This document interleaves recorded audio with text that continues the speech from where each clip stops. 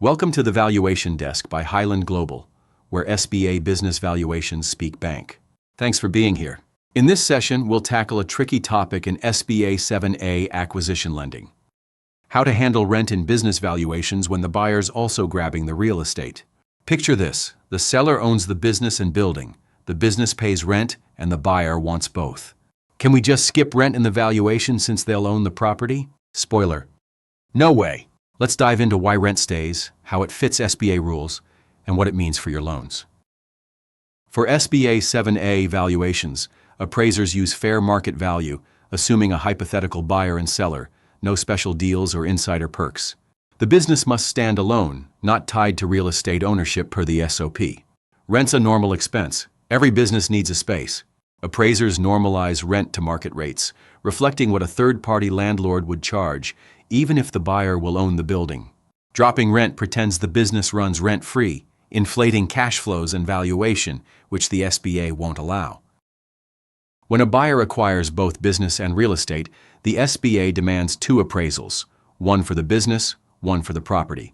The business appraisal, often using the capitalization of earnings method, includes market rent as an expense.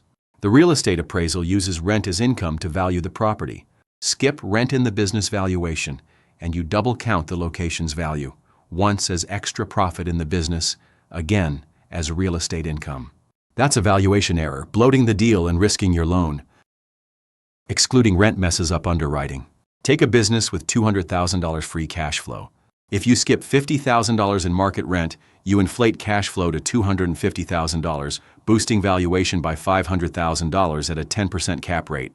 Including rent keeps valuations real, ensuring collateral and DSCR hold up for SBA 7A loans, protecting your portfolio.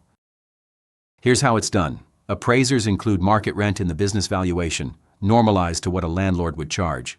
A separate real estate appraisal uses rent as income. This avoids double counting and gives lenders clear cash flow splits. Rent stays in SBA 7A business valuations, even when real estate's in play. Normalizing it to market rates ensures fair market value, avoids double counting, and keeps your loans solid.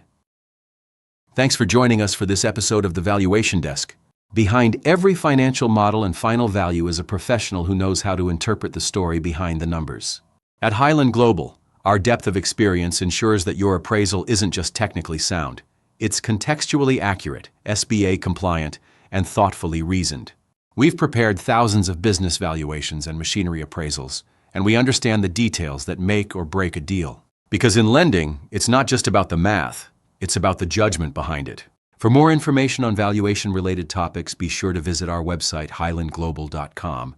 Lenders know experience matters most.